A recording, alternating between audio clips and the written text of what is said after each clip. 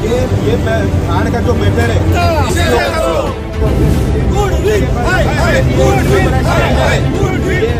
और एक स्कैंडल कर रही है तो पोल्यूशन आ रहा है। मैक्सिमम कंपनी इधर इंजीनियरिंग में अलॉटेड। टीटीसी एमआईडीसी में गुडविल बिल्डर द्वारा वृक्षों की कटाई। एनसीपी नेता सलीम सारंग ने किया विरोध प्रदर्शन। सारंग के पत्र व्यवहार से जागा एमआईडीसी प्रशासन।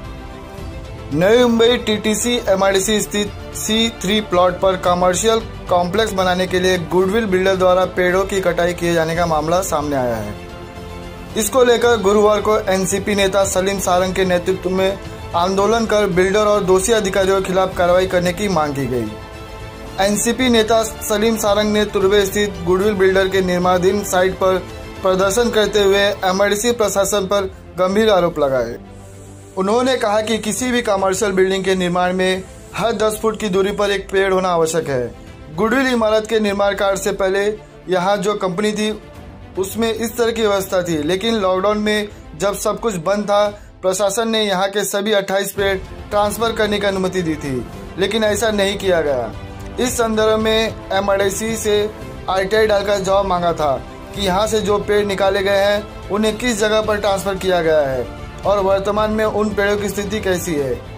आरटीआई डालकर करीब 6 महीने हो गए, लेकिन अब तक प्रशासन ने हमारे आरटीआई का जवाब नहीं दिया था। जिसके बाद उन्होंने जब आंदोलन का रुख अपनाया तो एमआईडीसी प्रशासन की नींद खुली। एमआईडीसी की तरफ से इस मामले में जांच करने की बात कही जा रही है कि एमआईडीसी ने ये जो प्लॉट से भूमिपुत्र से लिया था, ये बोल के लिया था कि हम इंडस्ट्री डालने वाले, उनको धोखे में रख के इंडस्ट्री डालने के हिसाब से उनको जॉब मिलेगा हिसाब से इन्होंने प्लॉट लिया था। अब कुछ सालों के अंदर बिल्डर लॉबी आती है, कंपनी को सिक यूनिट डिक्लेयर करती है, बिल्डर लॉबी उसको अच्छे दामों में खरीदती है और उसको डिफरेंशियल अमाउंट एमआईडीसी अच्छे दामों में लेकर डिफरेंशियल अमाउंट अपनी तिजोरी भरता है। उस भूमिपुत्रों को कोई पैसा रिफंड नहीं मिलता है और उन्होंने ये प्लॉट बिल्डर को ट्रांसफ़र कर दिया। बिल्डर इसको आईटी को कमर्शियल यूज़ करके अच्छी तरह से बेचेगा।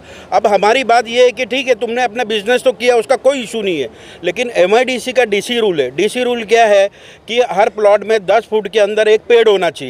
तो यहाँ पुरानी कंपनी थी गणेश फोर्जिंग, हर 10 फुट के अंदर एक पेड़ था। लगभग 23 से 28 पेड़ यहाँ थे, जो बड़े बड़े पेड़ थे, जो 40 साल पुराने पेड़ थे। वड का पेड़ था, पीपल था, उडम्बे थे, ये ऐसे पेड़ थे जो डायरेक्ट ऑक्सीजन देते। अब कोरोना काल में हम लोग सब तड़प रहे थे ऑक्सीजन के लिए, ऑक्सीजन सिलेंडर ढूंढ रहे थे, लोग तड़प तड़प के घूम रहे थे कि एक ऑक्सीजन मिल जाए, लोग अपने लोगों को बचाए।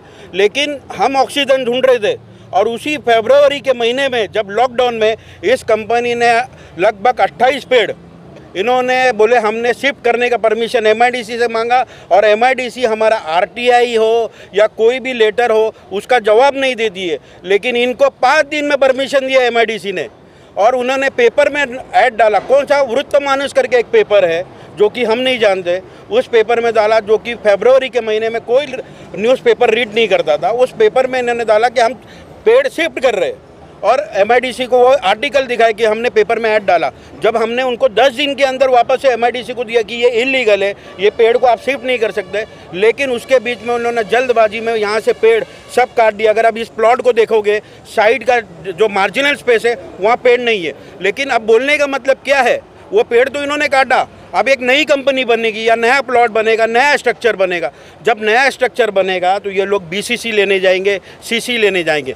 जब बीसीसी और सीसी लेने जाते हैं तो उस वक्त एमआईडीसी फिर बोलेगी आप हर 10 फुट पे पेड़ लगाओ। अब ये लोगों को पुराना पेड़ काटने की ज़रूरत नहीं थी, इनके डेवलपमेंट में वो आ ही नहीं रहा था, वो मार्जिनल स्पेस में था, उसको क्यों काटा, पहला उसका जवाब दे। लेकिन उन्होंने पेड़ काटा, अब नया पेड़ लगाएंगे। एक छोटा सा वो अपना एक गमेले के अंदर ये लोग पेड़ लगाएंगे और उसको अप्रूवल ले लेंगे छोटा सा।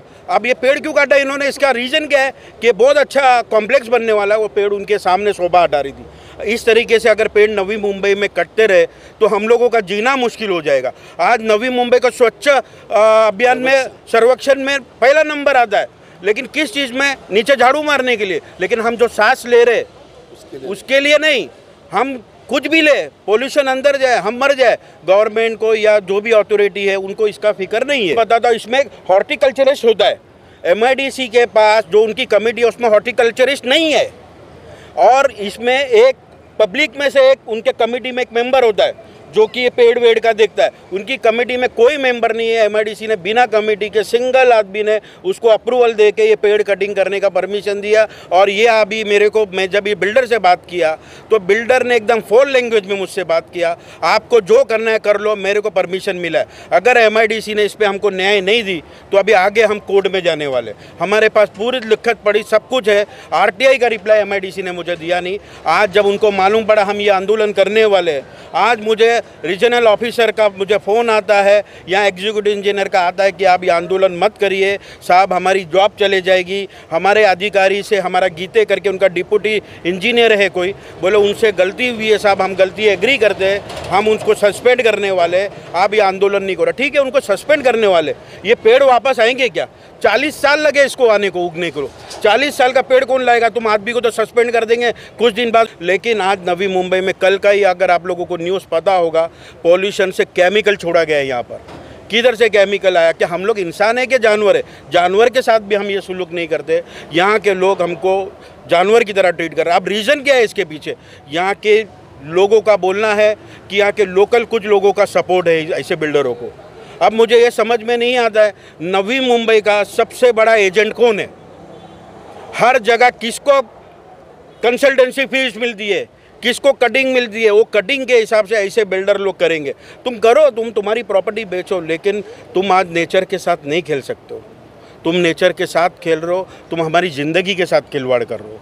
ये इस चीज़ के लिए हम राष्ट्रवादी पार्टी इसका निषेध करते हैं। गवर्नमेंट किसी की भी हो, लेकिन गलत होगा हम उसका निषेध करेंगे, क्योंकि हम नवी मुंबई में रहने वाले हैं। धन्यवाद।